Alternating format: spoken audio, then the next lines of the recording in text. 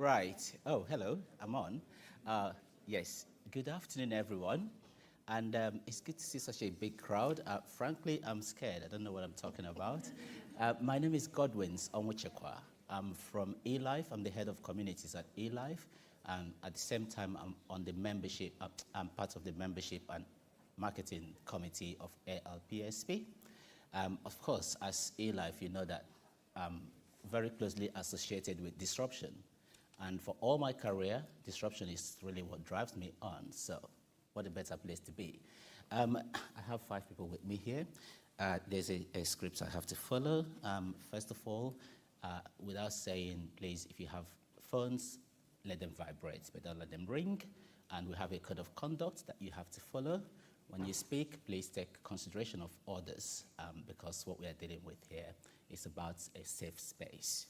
So that's just about that. I will hand over to my colleague, who is the co-chair, to introduce herself.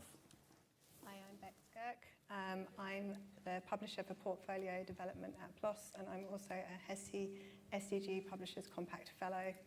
I'm excited to be here talking about disruption. PLOS was founded on disruption. 34,000 scientists around the world asked us to come and disrupt everything that we're all talking about here. We're 20 years on. I think some of that disruption's been positive, and some of it actually relates to quite a few of the things that we've been talking about needing to change again over the past couple of days. So I'm excited to hear what everything the panel has to say on disruption. I'm also going to be looking at the questions that everyone is sending through on the app.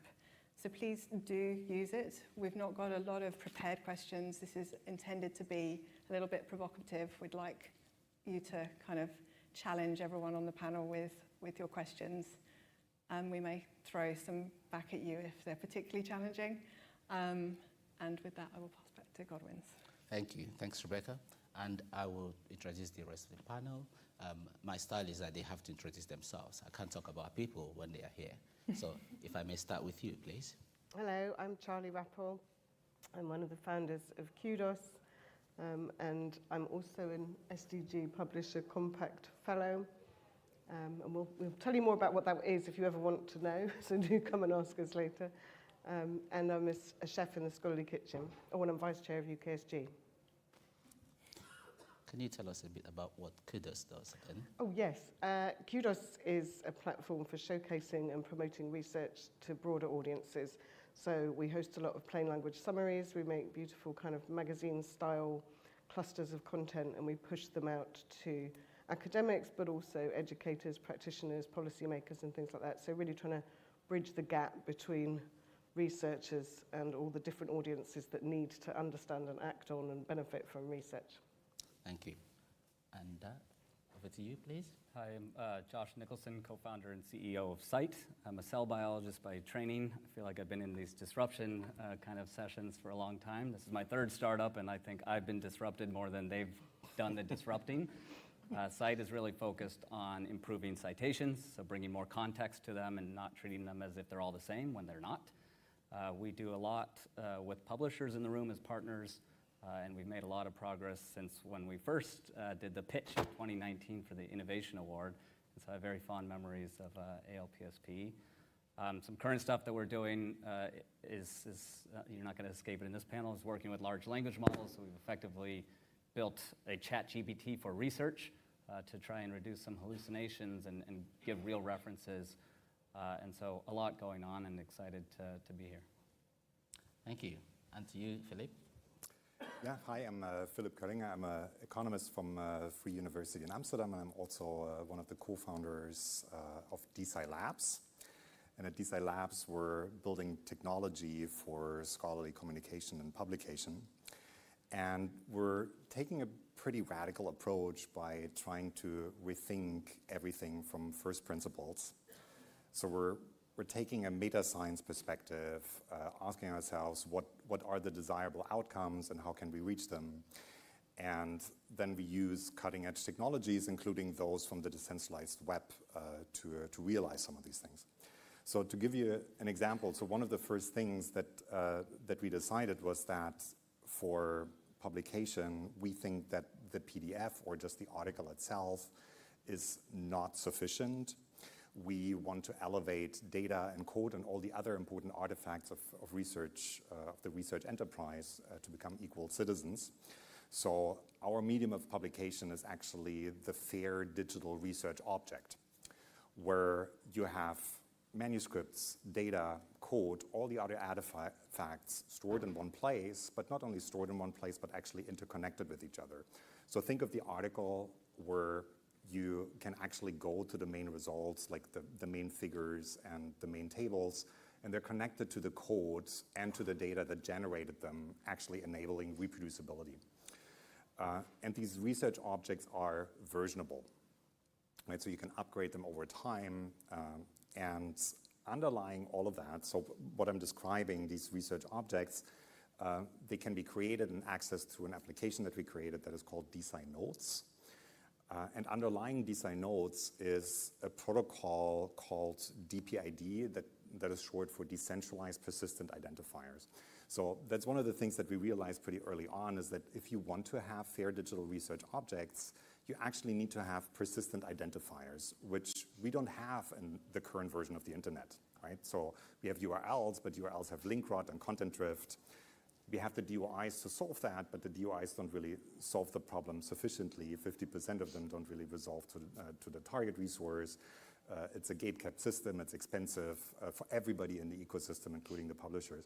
So DPID builds on a concept from the decentralized web, which is called content addressing. So any type of content that you upload on the system is run through a cryptographic hash function, and it gets a unique identifier that identifies that particular piece of content.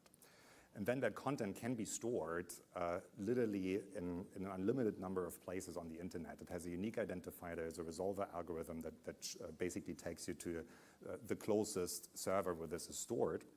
So there's a decentralized storage system beneath it. And with these DPIDs, we're not only addressing the content, but the entire research object. So this is how we enable versionability.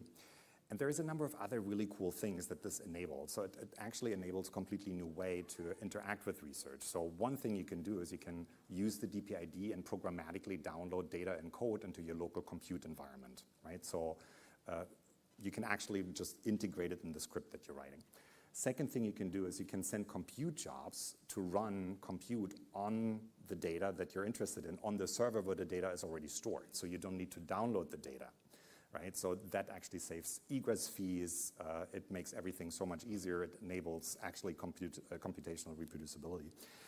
And it enables another thing, which we call attestations. So attestations are basically badges, cryptographically verified badges that are sent by trusted third parties to verify certain aspects of a research object. So think of things like, this has been peer-reviewed, this has data available, this has code available. Somebody has actually checked whether the results are computationally reproducible. So with these attestations, we can actually unbundle the peer review process and basically make it pluralistic, make it democratic, enable any participant in the scientific ecosystem to actually play a role in this, but also enabling publishers to make it very clear what is actually the value that they add in producing the version of record. So what's the difference between the preprint and the version of record? So you can make that very, very explicit with attestations. I'm going to leave it there. Happy to talk more. Thank you. So we are here to disrupt things. So I do hope you have questions. The way we're going to run this session is that it has to be interactive. Feel free to raise your hands at some certain points and ask questions. We won't do it to the end and then start asking questions. So post your questions online or raise your hands. I will start by saying, when you hear disruption, what comes to your mind? Positive, negative? Let me do a test. When you hear disruption, on a very standard level, if you're positive, raise your hands. Ooh.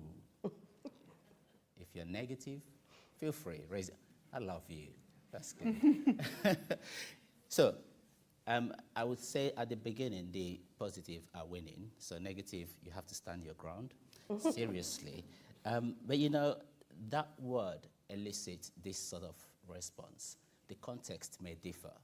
And depending on where you are and what is going on, it may be negative, it may be positive.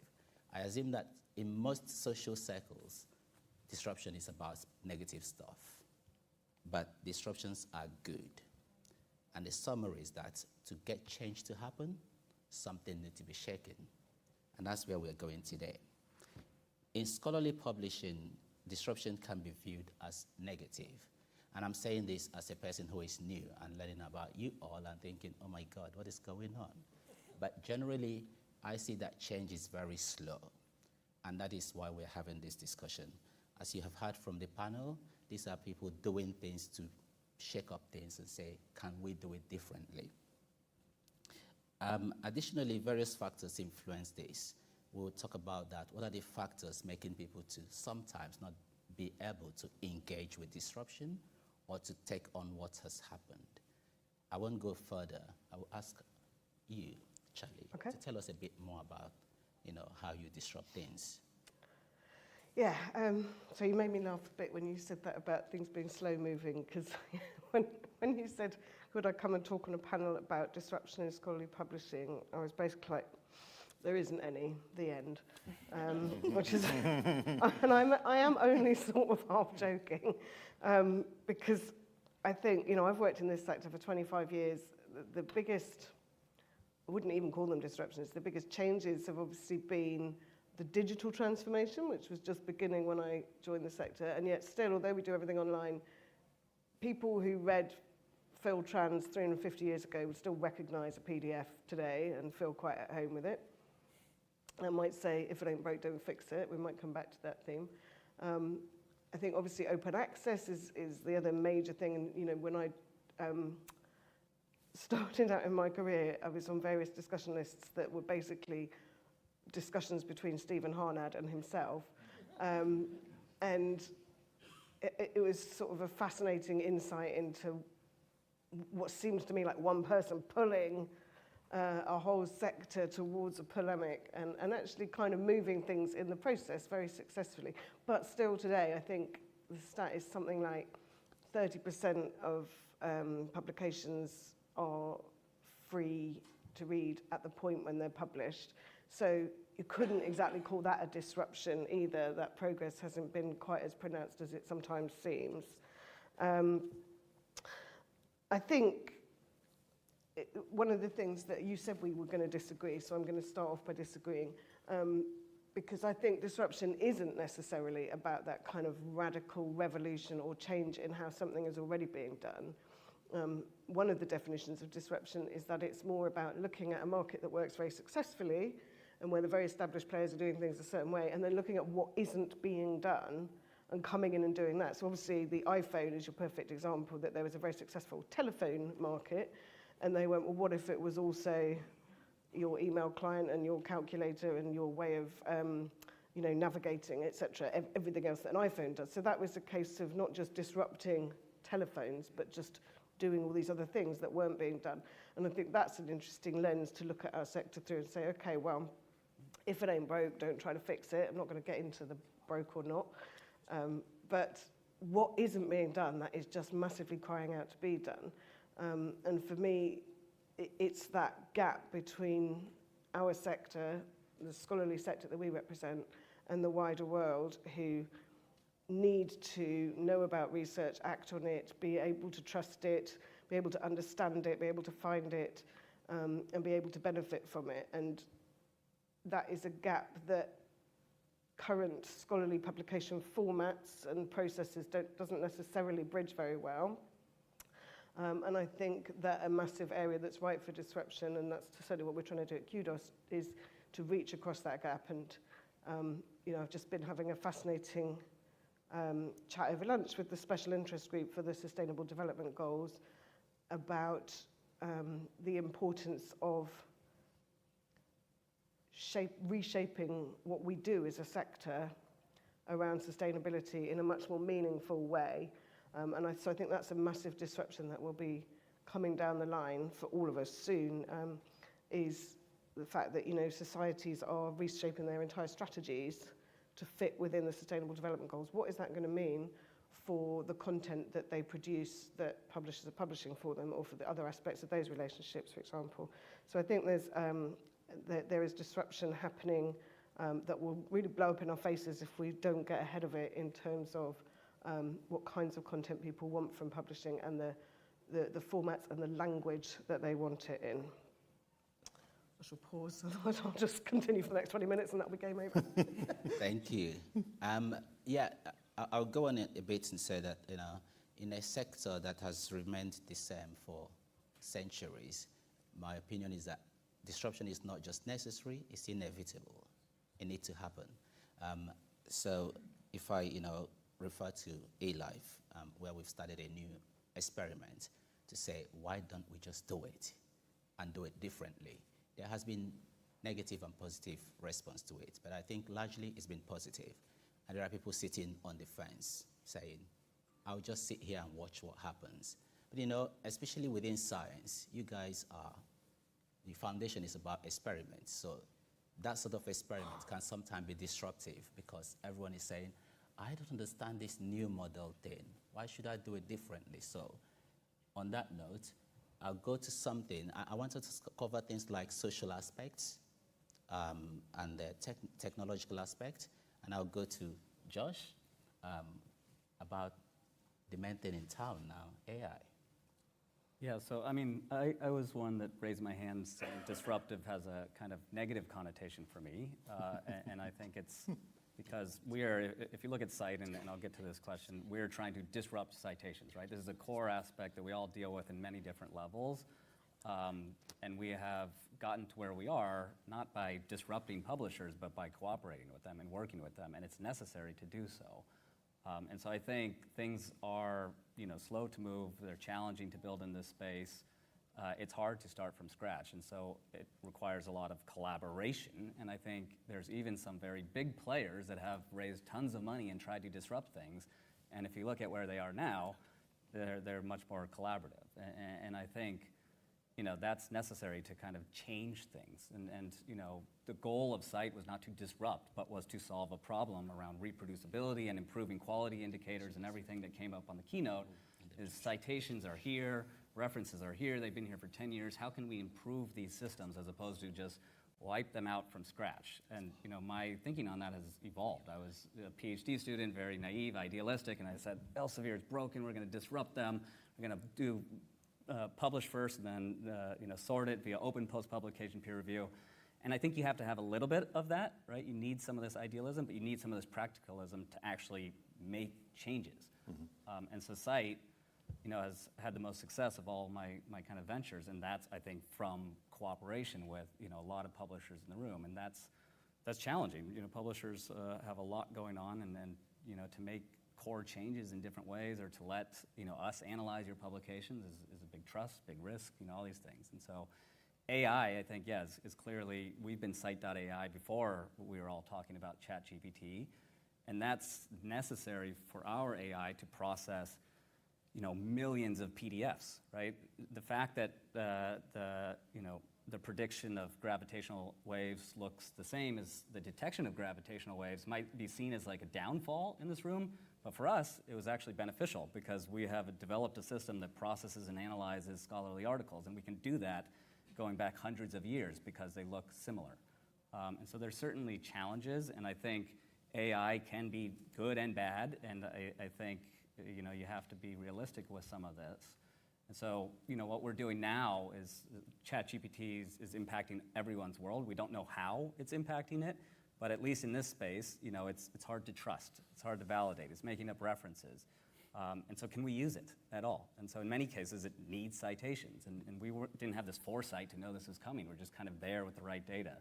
And so, we use ChatGPT in something called Assistant, which is a few months old. You can ask a question, and what it does is develop a search strategy to run across our billions of citation statements, and to reduce hallucinations and things like this. And that's amazing, but then in comes, and now I'll get to your question, is like, which references does this AI pick, right? Like, how do you know what is the best reference? Is it biased? Is it exclusionary? Is it focused on high-impact journals, supporting citations, contrasting citations? And I think, there's never going to be this perfect system, but I think if you make things transparent and give people control to kind of select for what they want, it can bring some equity there, but yeah. Thank you. Before I go to the panel, may I pass to you to... So we actually do have our first question from the floor from Pippa Smart.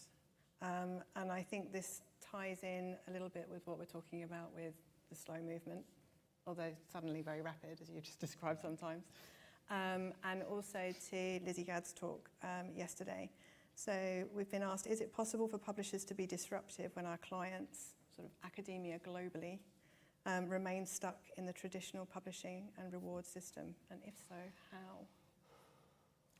May I defer to you as a publisher? So my answer to this is always going to be centred on open science, because I think that is genuinely the answer to most of this. So I think the publishing reward system there are some fundamental challenges that as publishers we are not going to be the ones to address. But I think what we can be involved with is providing those signals of trust and integrity in the research so that they can start to be used as different indicators as research is being assessed by others. This ties in a little bit with what you've been speaking about with the decentralized science, but it's also, is your data open? How open is it? Is it fair? Have you made your code open? Are you keeping it up to date? Are you sharing your resources? Are you building this all into a package that is immediately open access, is machine readable? All of these elements, I think, are things that are signals that the work that you're doing is going to have an impact, hopefully beyond the academy.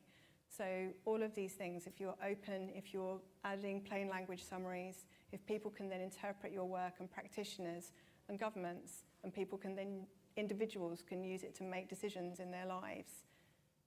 This is all elements of real world outcomes, not just impact, but actual outcomes and we've got some really big societal challenges that we've all got to collectively grapple with.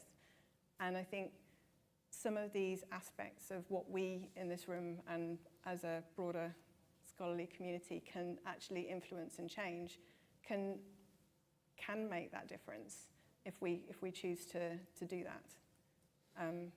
So I think it does speak also to the decentralized science and these sort of badges and these ways of recognizing quality, ways of recognizing that something has integrity, that it's been checked, that peers have analysed this and declared that it's reproducible. All of these aspects it's not a huge disruption because this is actually how science works, but it's not how we've been disseminating it. Yeah. Thank you. Let me go to Philip first. So I'd love to respond to that. So I actually believe that publishers can play an incredibly important role in moving science into the right direction. The reason is that publishers are ultimately, of course, they're doing content curation and validation, which is an incredibly important part of the scientific enterprise. And by doing that, they're sort of the gatekeepers of prestige for scientists, which is the main factor that scientists strive after in order to make progress in their careers, to get hired, to get promoted, to get grants, all of that, right? Publishers are ultimately, to a very large extent, setting the incentives for scientists on how to behave, which gives you guys an enormous amount of power, but also an enormous amount of responsibility. And from my perspective, actually, one of my sort of motivations to try to change things is actually the reproducibility crisis, the replicability crisis that I've seen so many times in the fields where I'm active in, and where replication rates are on average like only 40 or 50% of the entire corpus of published empirical research. And there's fields out there where it's even worse, where replication rates are as low as 5 or 10%, and where enormous amounts of money have been wasted on hypotheses that ultimately turned out to be false or based on fake data. And I think that this is a very, very central threat to the entire scientific enterprise. If we cannot trust the results, what is the justification for enormous amount of taxpayer money to be invested into that enterprise? So I actually think a very important role here is for publishers to think very carefully about what type of content creation do you need to do. So what is it that you're rewarding? What is it that you're selecting for? And how can you actually send informative, clear signals about quality? And quality needs to be basically needs to be very, very specific, right? So there is a big difference between saying this particular piece of work could make a huge difference if it's actually true, right? So the novelty claim. That is very, very different from saying, well, this work has been incredibly carefully and very well done. Everything is reproducible. Everything can be checked from A to Z, right? There's a whole spectrum of things that can be checked. And I think we need to be very, very mindful about what we're checking and communicating that. I think we need more for that than just a binary system of saying accept or reject. Thank you. Before I go on, if you have a question, please do raise your hand, as I say. Or if you prefer to do it the modern way, post it on your app. Okay. Can I go to you? Yeah, I'll try and be brief, exactly. Yes. I disrupt you. I think it may feel like Turkey's voting for Christmas for publishers to challenge that existing status quo that benefits them so greatly. But I think, at the risk of mixing my bird metaphors, there is a risk of the publishers becoming the dodos if we don't take action, because I think it is an inevitable. You know, Lizzie Gadd gave such a great talk yesterday on this, but there is an entire movement, and it's growing. And every conference I go to in the research sector, there's yet a new group or movement being formed around reforming research evaluation, and it is inevitably coming down the track. It is inevitably going to happen. So don't, and I'm pretty sure nobody in this room is sitting tight going, no, it's fine because citations rule and therefore my journal's nailed it. You know, I know that people aren't thinking that way, but I think there is a little bit of a tendency to not challenge as much as we could do. You know, we could effectively, as turkeys, vote for Christmas, but then change what people eat for Christmas dinner. So that's probably the most profound and yet also the most incomprehensible thing I've ever said. Yeah. Love that. Okay. Well, let me throw some fire in the works here. Of course, my background is not science. I come from a community engagement system, and I've worked in public health. Now, the way you change things is what we call, and people who've spoken to me, I'm a big champion of behavior change. And this is the summary of what you have all talked about. Josh talked about cooperation, and you talked about, you know, turkeys voting for Christmas and all of that. But behavior change is quite important. To get people to do a new thing, you need to meet them where they are and hold them by the hand and take them to a new place. That is probably what is missing in this disruption talk that we're doing. But it's not missing because you've all hinted at it at some point. So the aspects of that I want to bring in is the social aspect, the economic aspect. What are the factors hindering people, the players, the partakers, the stakeholders? What is stopping you? Actually, this question is for the audience. You know, you guys been quiet. Are we boring? No, so please do answer some questions. I've seen people, oh, there you go. It's good to ask people. There's a question here. Heather Staines from Delta Think. I asked the question in the app, but I think it might touch on what you're talking about.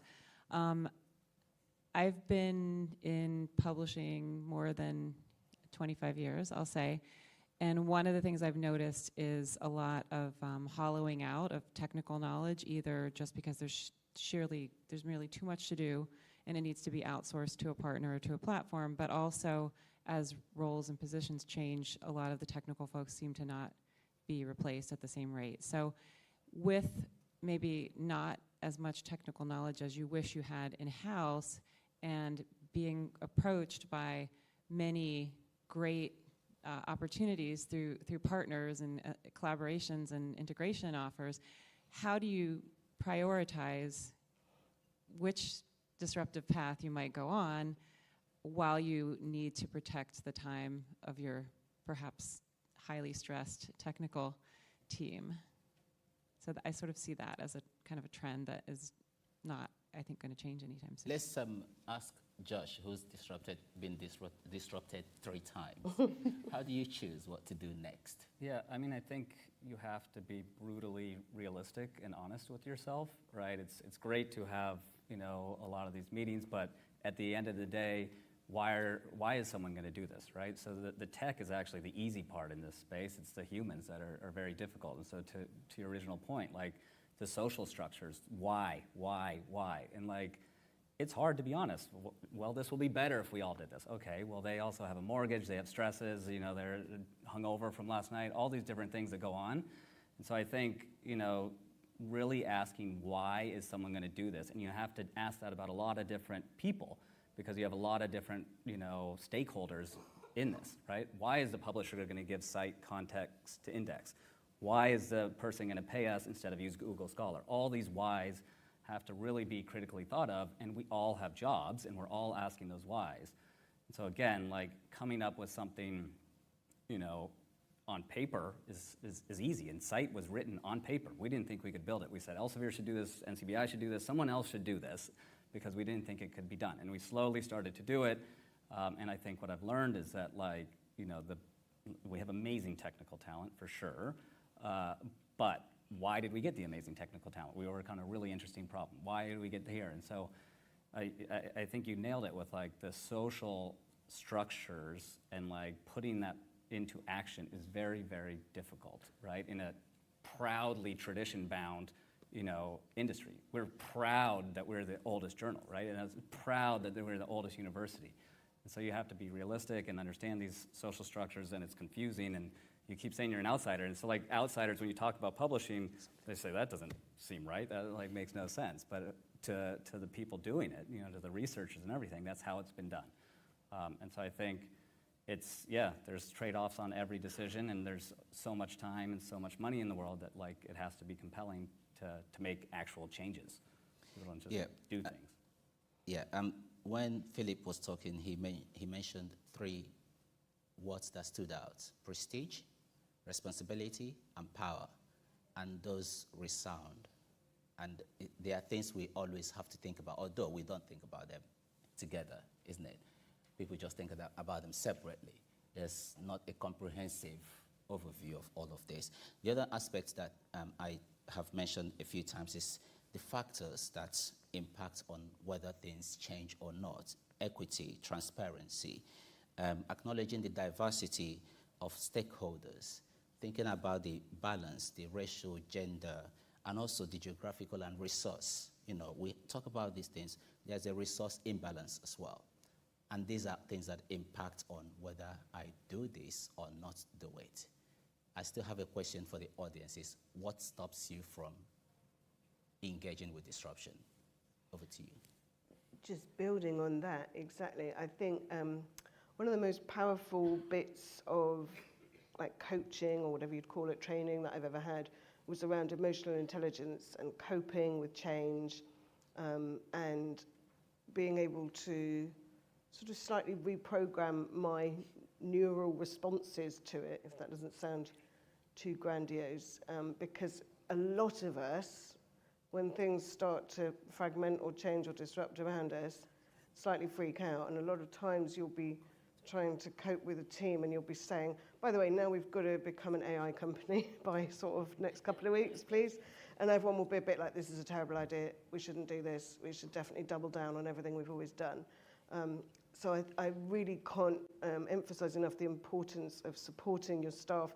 You know, we might call it mental health, emotional intelligence, whatever it is. People's ability to process and become comfortable with being uncomfortable, basically, because that is what will enable you as an organization to continue doing what you do that is already making your company successful, but be open and able to experiment with people being supportive of that and willing to give that extra 20% of energy, time, commitment, intellect to finding out what it is that we do as a company with this thing or that thing, which is something that, you know, we've hired carefully at Kudos to get a team of curious people, is the word we use for it, who are kind of comfortable rootling around on those edges. But a lot of people aren't, and we see, especially when you come to conferences like this, you see a lot of initiatives that are basically sort of doubling down on the past and consolidating that status quo. And if we really believe that it isn't exactly the right status quo, we need to be comfortable challenging it.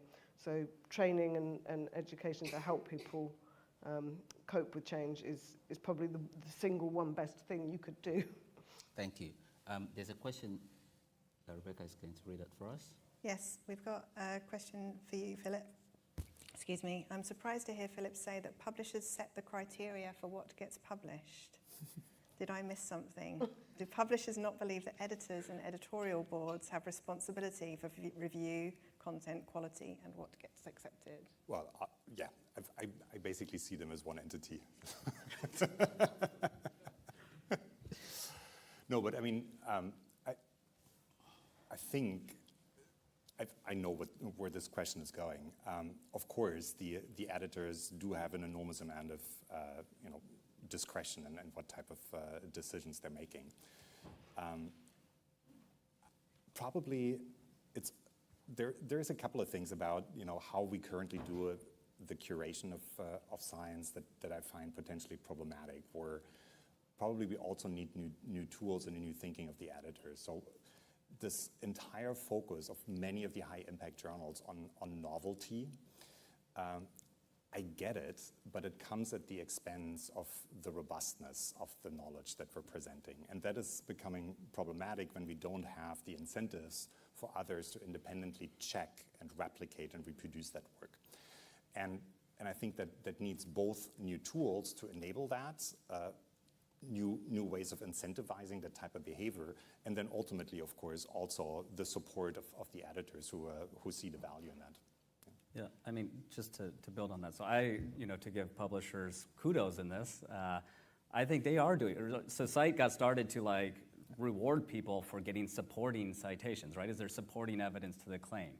And many publishers are now displaying it, right? We're live on millions and millions of articles, and so citations displayed on articles has not changed for 10 years, and it is starting to change more and more, and I can see it over time changing even more, where it's not just numbers, it's context, from there, and more nuance and more all these things. And so there is, everything feels slow, but in some cases that's a good thing, right? Because we all have 20 million ideas. If we enacted all of them, it'd be chaos. It would be that peer review, graphic, if you've ever seen it, with the car with 6 wheels and things like this. And so it's good that there's a high threshold in some cases, I would say, to change, because this is important stuff. Behind this is cancer research, social sciences, financial research. It impacts everything. And so dramatically changing the system needs to be done with care, I'd say. Yeah, thank you. We have barely 4 minutes to go. I did ask the audience a question. You may say that's not your role, but I really want you to answer my question. Yes, sir, I can say yes. Thank you. Can I ask a question that partly addresses what you've asked, Godwins, which is, when you look at the history of disruption in this space, what nearly always happens when you have a potentially disruptive startup, not always, but what nearly always happens, is that gets subsumed into a larger commercial, conventional publisher company. And the disruptive element of it, you could argue, is partly adopted by that company, but it also dampens down its disruptive potential by basically subsuming it in whatever way. It's always spun as a really positive development, but then we don't see the disruption anymore. So I guess that partly me asking that question, one of the reasons why people don't see disruptive as valuable in this space is because it's always dampened down by a takeover from a large company, which then destroys its disruptive potential. So I'd be really interested to see how panel members reacted to that scenario and how that can maybe be changed in future. Could the person who just spoke and give his name? Yes. What is your name, sir? Could you say a bit louder? Sorry, Stephen Pinfield from the University of Sheffield. I like how you disrupted that, Mr. Watkins. That's all. I didn't know it was him. Exactly. Thank you. So we have 2 minutes to go. Thank you for that contribution. We've talked about a lot of things, and the last point is quite poignant in what we do. But again, we need to also think about the other factors that has been raised. You know, how others engage in disruption, what is their place. There's a question we have here, which sums it up quite nicely. Yeah, Claire Jackson's asked us, how can a disruptive mindset be embedded and encouraged across an organisation as opposed to it being something that happens over in a corner by a group of innovation people the rest of the organisation are suspicious of? And I think this does speak a little bit to what you're saying as well. And it goes, and that is when we talk about the factors involved. Charlie talked about it. Employment, recruitment, the type of people that you recruit, how you engage your staff, how you care about them. You know, I work in a great organization. I can say that hand on heart. Take care of people, make them see that they are trusted. When people make suggestions, no belittling it. And that goes back into the issue of discrimination we're talking about, all the disparities that are there. If people don't feel valued, they won't come up with the idea and they won't make any suggestions. So how we do that is running organizations that are very open, very safe, very welcoming, but most importantly, very diverse. When you see people like me, you know that people will feel that, yes, I'm part of this. Everywhere I am, I like to talk about we.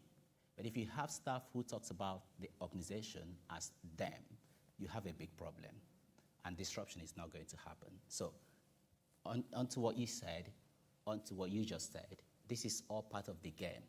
Big companies might buy it, dumb it down, but it's all about the engagement. And I think that is the good thing all these great people are doing. I'm here as an observer and seeing what is going on. I want to thank everyone for being here, and I hope you have not been disappointed. Now, with the 30 seconds left, may I ask, who is positive about disruption? Don't do this. It went down. It went down, I think. Are you positive now, Brandon? I mean, I think we just are defining it in different ways. And who is still negative? All right. Well, look, this whole conference, throughout, we've watched the industry updates. New ideas are germinating all the time. So remember, special interest groups, form one. Let's disrupt the whole thing. Turn it upside down. Remember, Turkey's voting for Christmas, right? Thank you, everyone. Thanks for your time, and I've enjoyed it.